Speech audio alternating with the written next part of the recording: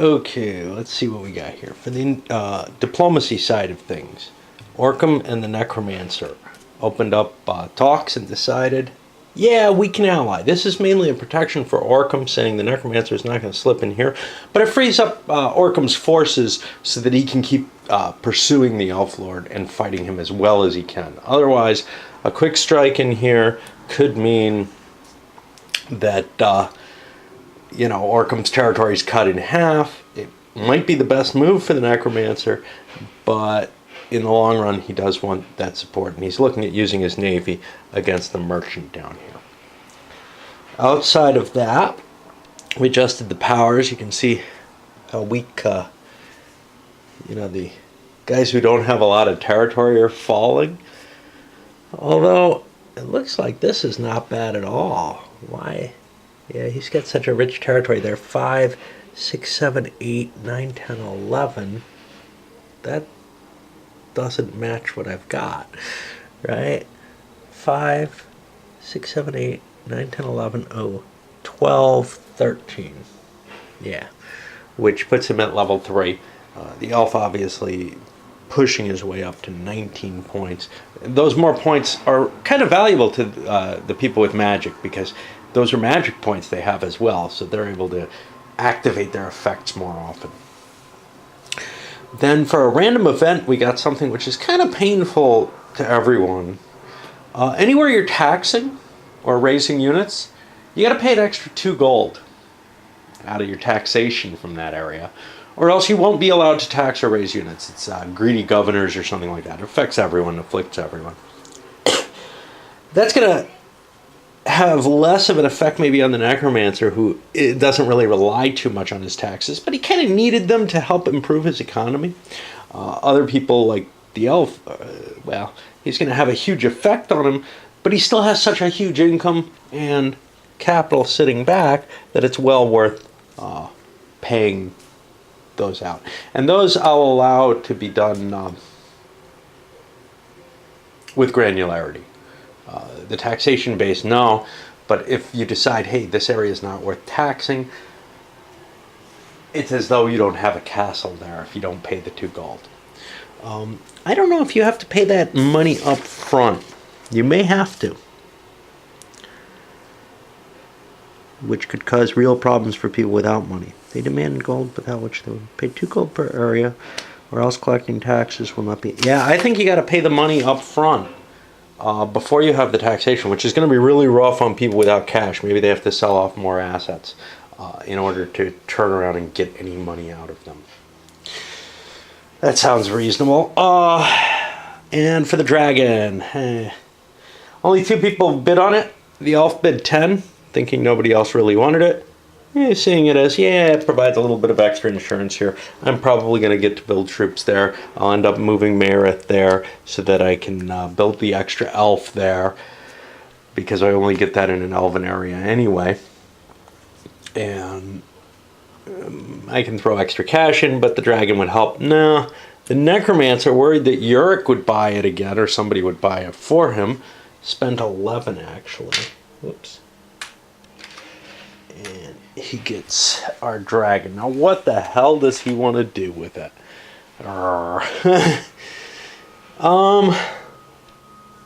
There's no place really too threatened. Over here, maybe.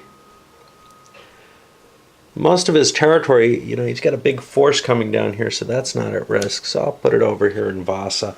It was really more of I wanted to buy it to prevent someone else from getting it. With my giants here, I'm in pretty good shape. Even though I have the initiative, chances are the elf's going to blast that and prevent me from moving that big force. He may also blast Nurland. No, that's, I think, a 12-point hit. Yeah, temporal paralysis, 12, so you can't do that twice. And let's see, what else? So we'll be going to our taxation and recruitment, and hopefully when I come back to do that, I will remember the penalty from the random event. Alright, the income phase is done. Everybody was able to make bail, as it were, on their governors for all of the territories they controlled. It wasn't as hard as it looked. Nobody actually had to sell anything, although this guy almost thought he did.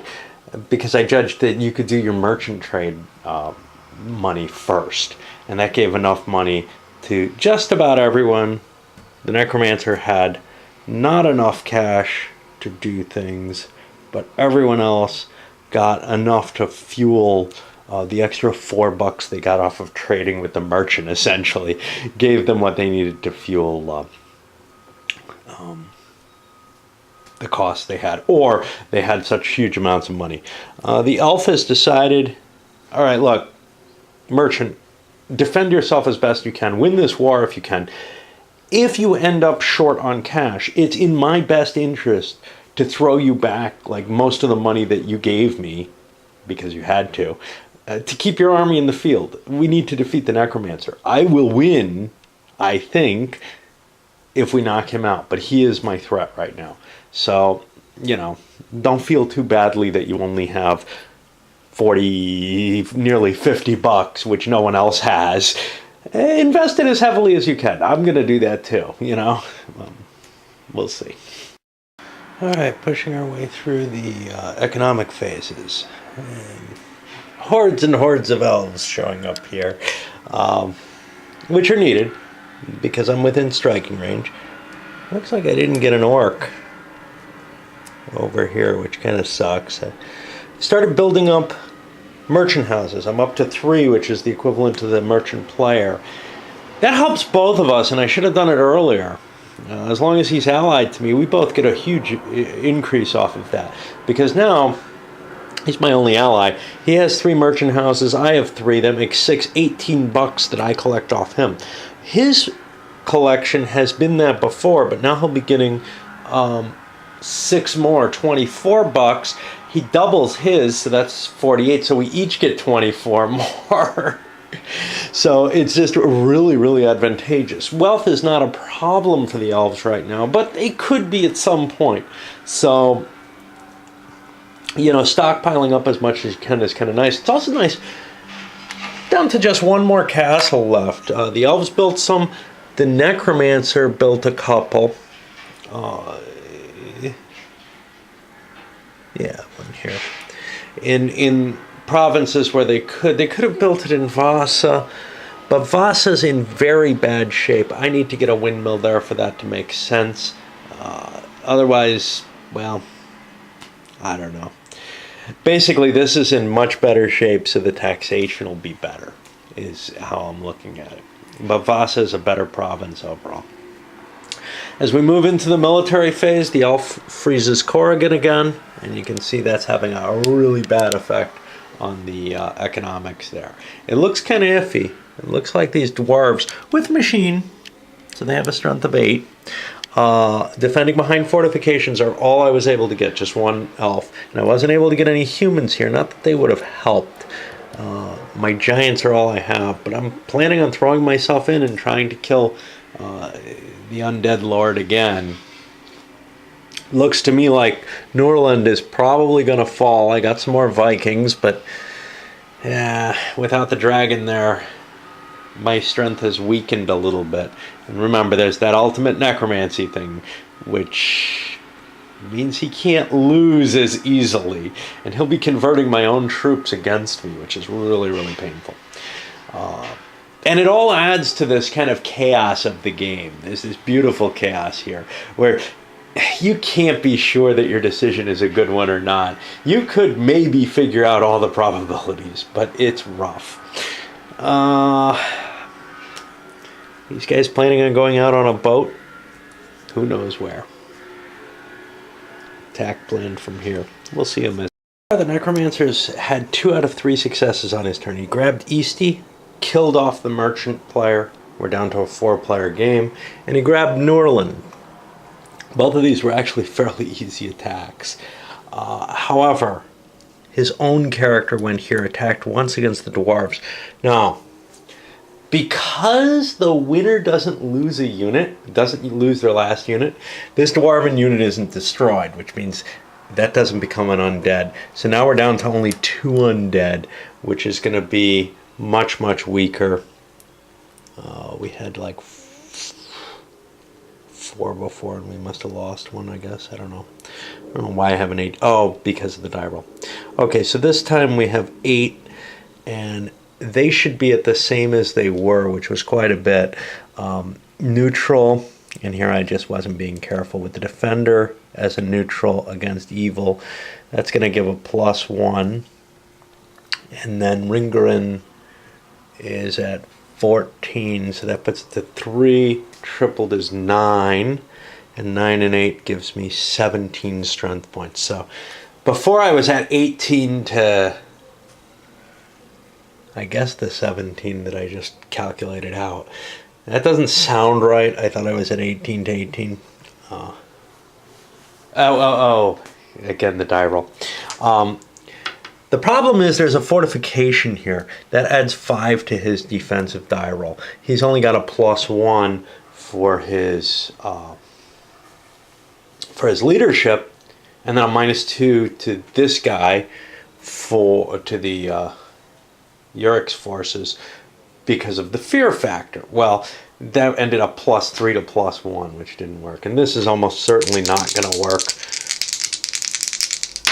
The ultimate necromancy isn't that powerful unless you wipe out a lot of the enemy's force. Now this would have worked well because the enemy would have lost a lot of troops here, except he only had 1.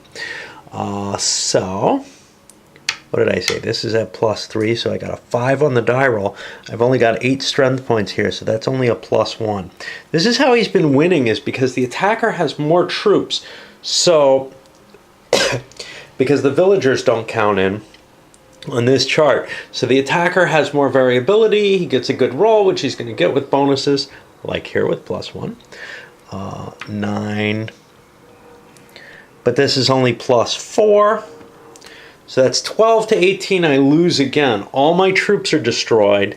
This doesn't get killed because it's the last one. And on a 1 through 5, each of my remaining things is left. So now I'm down to 1. And you can see the necromancer is going to get wiped out here.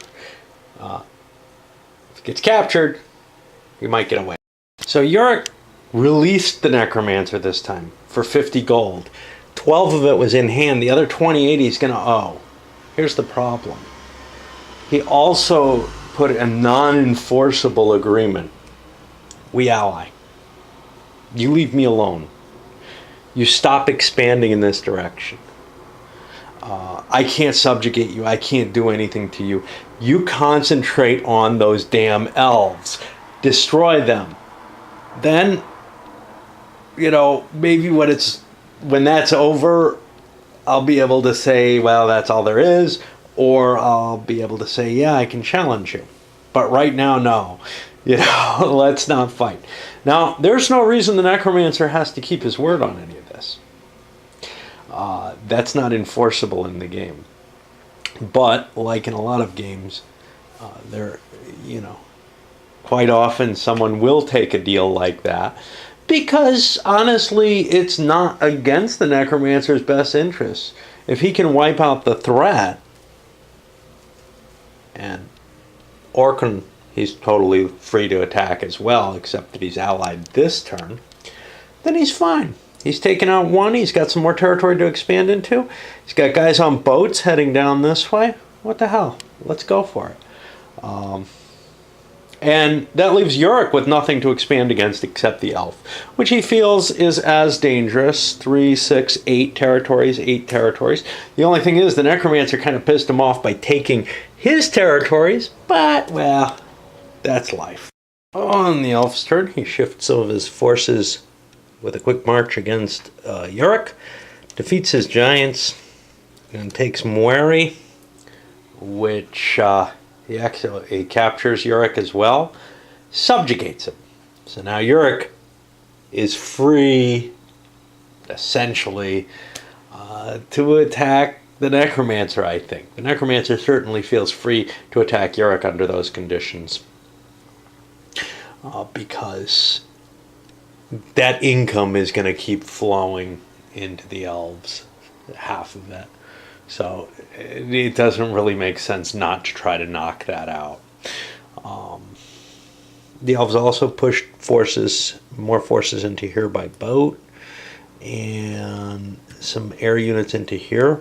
We've got Orcham's big stack of Guardians, or guards, but that's probably not sufficient to handle a couple of Pegasuses. And I think that's an orc there, isn't it? Yeah. Not sure how I got an orc. This is an ogre territory. I may have grabbed the wrong piece. I think that's likely. Oh well, we got an orc there. Because I don't know if I paid the right price in that case. Anyway, Orcham's in kind of this painful position where obviously, you know, he's the first speed bump on the way for the Elf Lord. At the end of turn 7, Orcham ends up pulling back like some kind of wuss. The reason I say like some kind of wuss is because what the hell does he think he can do? A vainglorious attack on this probably would just wipe him out. But he's pretty much doomed anyway. But he's got this kind of feeling of, well, as long as I'm still on the board and have troops and I can pay for them and this, that, and the other, I'm still kind of here. I still have a shot at this. Maybe there'll be a weakness. Maybe something will happen. I don't know. Anyway, for expenditures, the Necromancer is turning his lands into a wasteland as he's ripping up different improvements that he had here, there, and everywhere, and losing units and everything just because, well, he owes a pile of money. Now, this may be, I'm not sure whether this is legal or not, but by ripping up things when I had no money, I paid this off. Not this, but the payment, the maintenance cost for the units, rather than paying that off. Otherwise, getting captured and not having the ransom money means your entire army pretty much defects because you cannot possibly pay it off. And then the only question is, well, do you want to rip up your stuff and lose money on that or not? And obviously, he wouldn't have done that. He would have taken losses on all his units. As it is, he had to lose a giant from up here, which is a pretty hefty blow. Those giants have been burning a lot of elfish magic. All right, well, on to turn 8. And, you know, it really does look like a two-player struggle at this point because Yorick is part of the Elfin Kingdom. Orcham is opposed to the Elvish Kingdom, so the Necromancer is kind of supporting him to some extent, but he can't do much for him. Okay, we push our way to the administrative phase, and this may be the last video just because we may be able to tell what the flow is going to be at the end of this. Then again, we may not. I just suspect that there's going to be sort of showdowns happening in this turn. Plus, I kind of want to get Lil up, but that's okay. In terms of, well, initiatives over here, new alliance. Yorick's made an alliance with the Elf. Did not make his alliance with the Necromancer. The Necromancer says no. And that is about it to add to the game. Adjustment of powers, we found out we're up at 24 with the Elf here, 20 with the Necromancer, which doesn't really matter, but 9 and 8 over here, which means these guys are still playing around with only their level 2 power, and the others obviously have their level 4 with their huge amount of points. Nobody, though, the random event drained the dragon ships and the Vikings again. That's a rare event. I mean, most of these are. That's only a 2% chance. It's kind of odd that we see the same ones again and again, but there are a lot of events built into here. Although some of them are fairly likely. So, for example, 15% chance you roll double event, and a 5%, 4% chance that there's no event in that place or something. Yeah.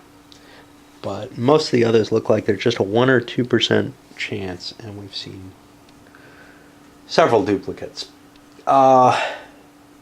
Just blame the dice, I guess. Nobody wanted the dragon. At least nobody who could afford it. I think the only person who could afford it was the elf, and he looked at the table and says, there's no place I can put this that it does me any good. I'm not going to get attacked anywhere. Orcham's down here. He's not in reach of any of my territories. It's up to me to dig him out. And that's about it. Wondering if Uric really wants to be allied with Orcham. He actually, yeah, he can't reach him this turn either. Just with an orc, which isn't really sufficient to take that. So after the troops, etc., are built, well, Uric was given kind of a go-ahead. Build whatever you can. I'll fund it by the Elf King. Basically with the, if I win and you're there, and say I've subjugated anyone else, that's great, no problem. Basically subjugated people don't count.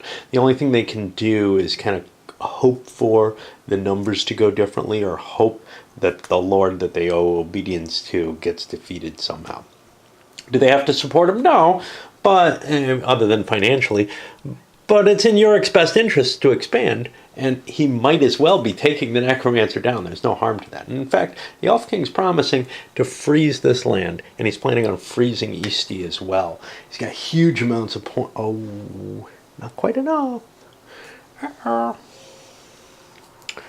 Well, he may have to go back on his promise. He thought he had enough points to hit both. The problem with this one is it can spread into both of these pretty easily, and he doesn't have a lot of force down here. Letting Uric suffer his fate, well, that might be worthwhile.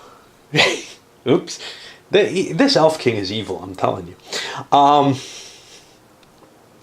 He did improve some territory, though, building a camp down here, castle up here so that he can start grabbing more manpower. He's built a number of temples. Built himself a boat so he can start ferrying elves around again.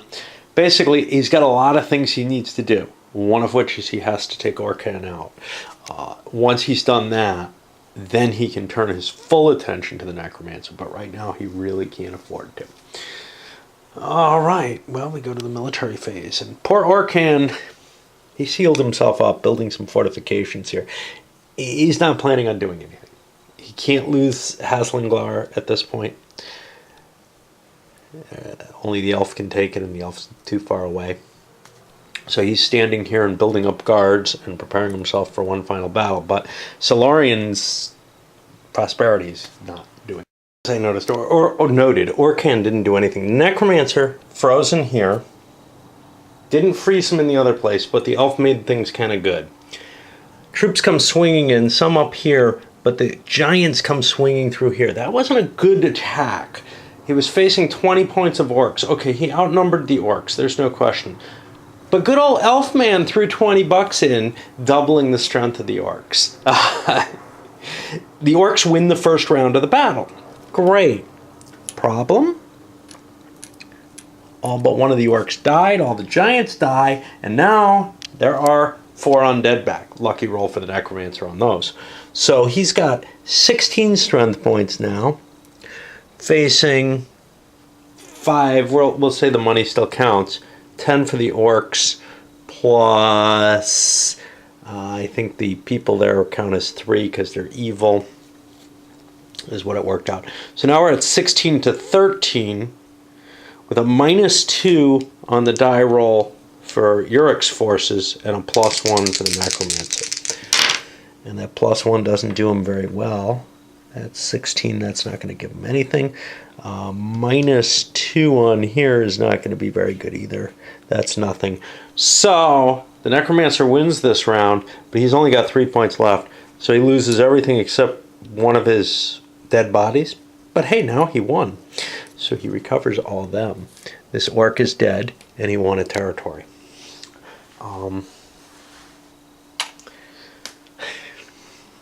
Uric doesn't feel too badly about it, but he's pretty screwed, and he sees 2 big armies coming down on him, and not much he can do about it. To note, the Necromancer made a failed attack here. It wasn't a very good attack at all, but he figured if he could get into Courland, overall that would be a better move. He could defend it easier than it can defend itself against the elf. And we're pushing into turn 9 here, with the initiative going back to the elf. Does that make sense? Yeah. No one else made any attacks. The elf positioned a huge elven army here. He doesn't have to pay anything for. He's got all his Air Force over here, some more over down here.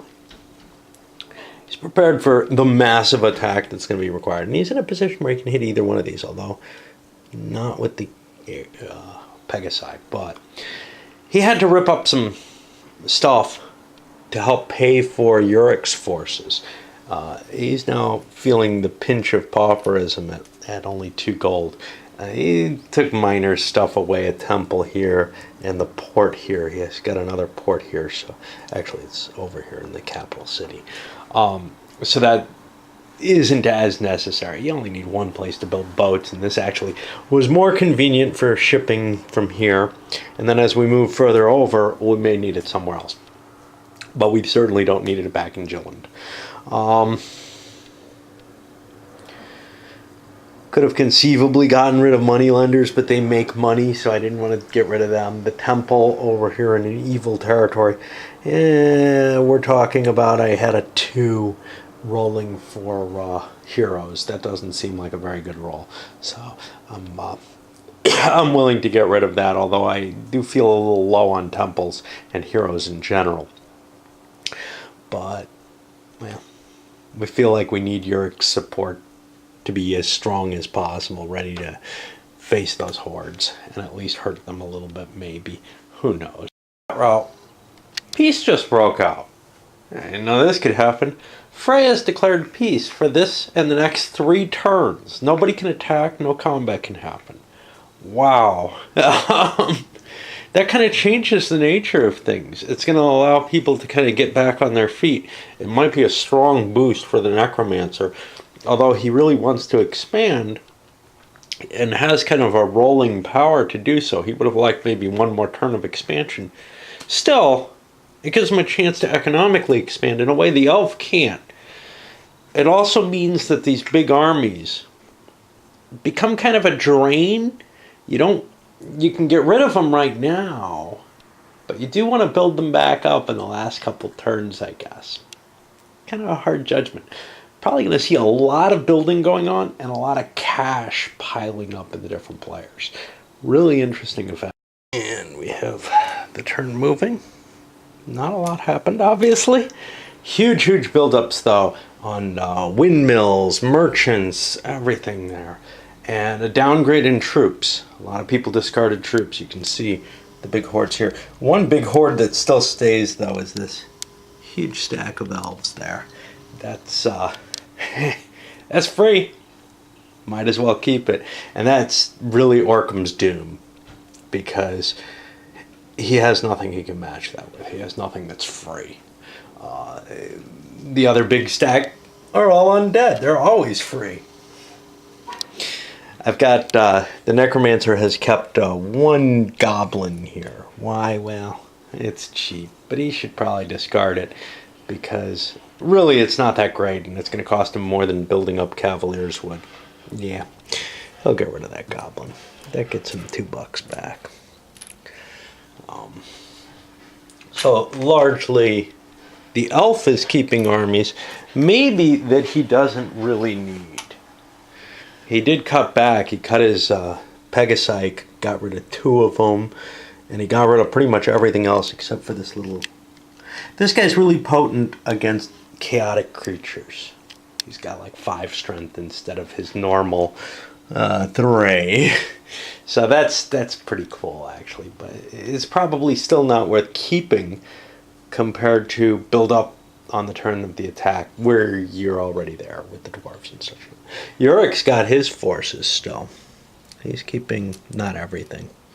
He got a huge subsidy, some 40 gold, to build up these and camps so that, you know, he's more prepared for the war. And that's one of the reasons that the elf had to demobilize somewhat. He also lost his boat after transporting the rest of the elves over. But there are like no elves left. That's the entire power of elves right in there, in these couple of stacks here. Oh, I got one. No, that's a hero. I got Pegasus there. Okay, here on turn 10, our random event is that gold thirst, where the governors all demand 2 gold to run their province. Everybody's going to pay, I assume, if they possibly can. And, well, chances are we're not going to see anything interesting happen for a few turns. It's going to take up some of my time.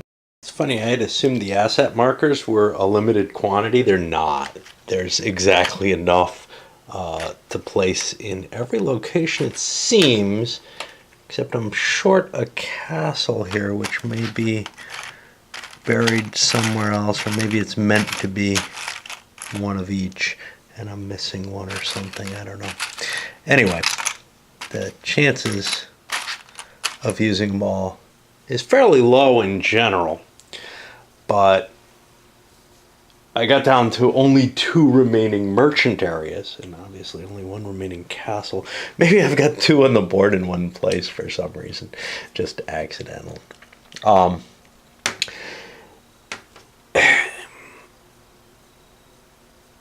But with this kind of long delay with most of the territories held, yeah, you do find out very quickly. And the money that can be made off of a lot of provinces with merchant guilds is ridiculous.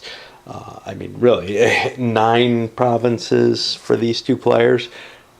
Well, 9 squared is 81.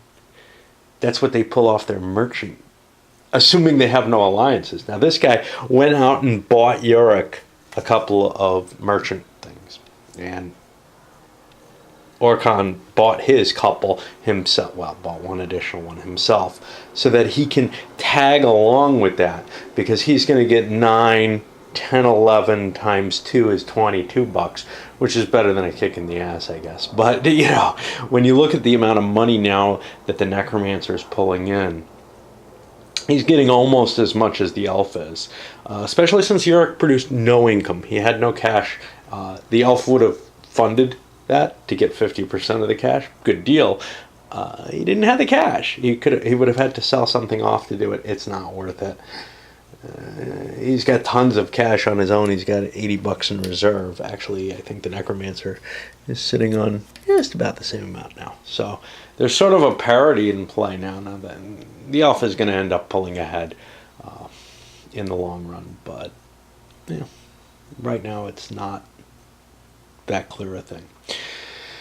All right, 2 more fun and 2 more fun and exciting turns where nothing. And when I say nothing happens, that doesn't mean I'm unhappy. I kind of like games where only the economic. Well, the random event for this turn is somebody's wrath. Hell's Finger. Drop a piece of paper or any light object from about a meter above the game map. Wherever it falls is plagued by meteorites. It loses 6 prosperity, and each asset has a 50% chance of being destroyed. Each unit or hero, 50% chance of being killed. And if it doesn't fall someplace that is controlled by a player, drop again. So here's the problem. I got no idea. I mean, I'm holding this up here. But it seems to me that there's, I could shift it around and increase the likelihood or understand the wind. Well, we'll kind of try to see what happens. All right, well, that's more than 1 area. What does that mean? Did I use too big a piece of paper?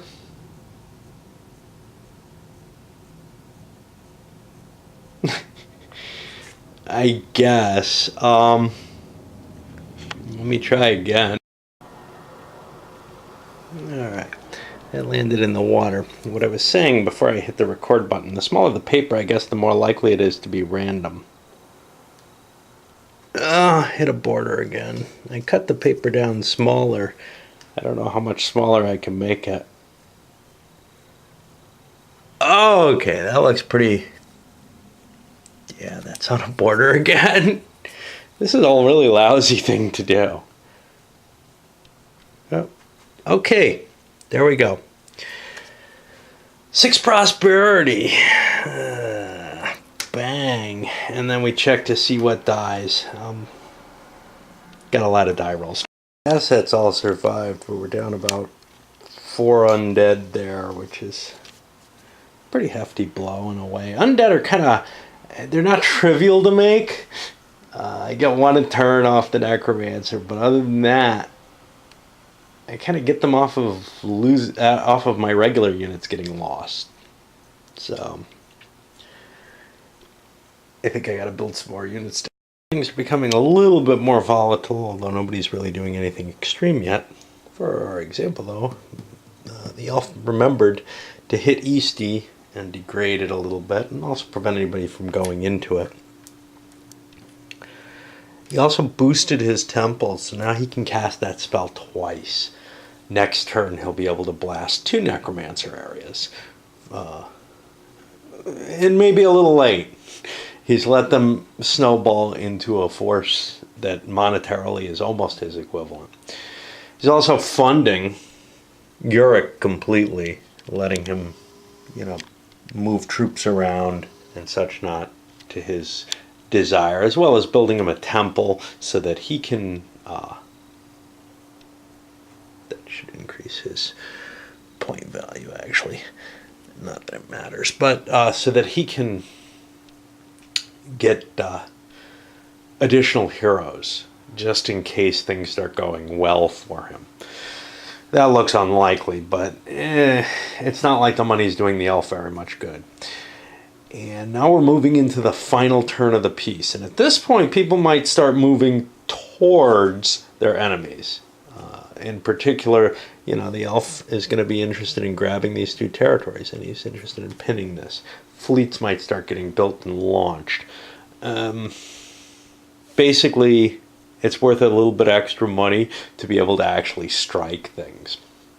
Of course, the big bonus of the Grand Elf stack, prepared to just smash Orkhan, who was unable to build any troops. Now, he didn't spend extra money on them, and he's got quite a collection of money, but he may be over very, very quickly.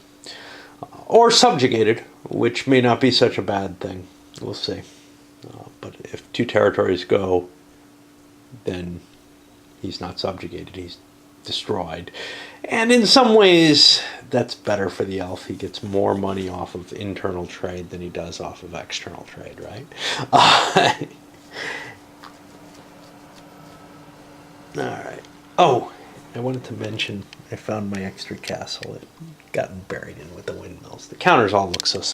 Alright, up through random events in this final turn of peace, some mercenaries showed up. And they automatically offer their services to the first player. Looks like it's just free. 2 humans, a rider, and their leader. Oh no, 15 gold. Somebody's got to supply that. The elf will indeed pay that money.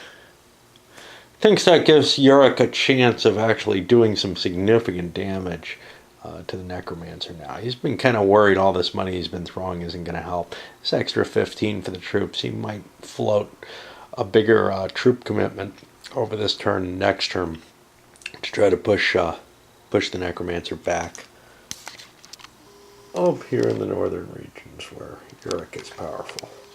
Alright, peace is essentially over here. And these huge armies have gathered. In some cases. Orkham still has failed to get anything. He didn't want to spend any money on rolls. He's just kind of in this depressive state about the whole thing. Figures he'd get away with, he doesn't have a lot of income. So all his extra money here, he's got 90 something bucks, $100. He figured he'd spend that on upping his builds for the next turn, and also maybe, be able to last for a little while after the attacks. Well, that hasn't happened. Actually, he is going to throw $10 in here to build a camp here. He should have done this earlier, but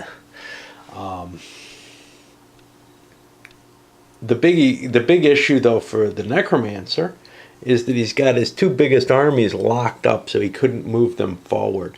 He could have actually moved this forward. I think he will. It's got a movement of 6. 1, 2, 3, 4. 5, 6. No, he only has a movement of 4 with the undead with him. I'm not sure whether or not I want the undead with me. but I'm within striking range. 1, 2, 3, 4, 5. Oh, not quite. I got to deal with those elves that I just knocked over. Very slippery counter, slippery map, standard AWE stuff. Somebody mentioned the counters look thick. They're not. They're incredibly thin. That, again, is standard Azure Wish. I think I mentioned that when I first opened it up. You're getting sort of the cheapest possible components. There's a visual aspect to them that's kind of nice in some cases, except for, of course, the rule books. And yes, the original French ones, although a little bigger, don't look any better. There's same photocopy material. And all the artwork's computer generated. And very obviously so. You know, from the 90s, very clearly, hey, this was done. Maybe you can see it if you... I don't know. It's attractive from a distance, but when you zoom in, it's very clear. If you look at words, for example, it looks very clearly... It's not badly done. It's just... It was kind of a strange thing to me at that time. One of the first companies to, I think, do all the artwork on the computer. Anyway, we got these big armies ready to face each other. The Necromancer is, as far as I'm concerned, at a supreme disadvantage. Uric has been bolstered heavily. Huge amounts of money, you know, $40 in maintenance, whatever. The elf can afford it. He's got, you know, $300 just sitting here, plus more. He's just got such a huge income. Why isn't he building his own army? Well, he is. He's building it as it comes.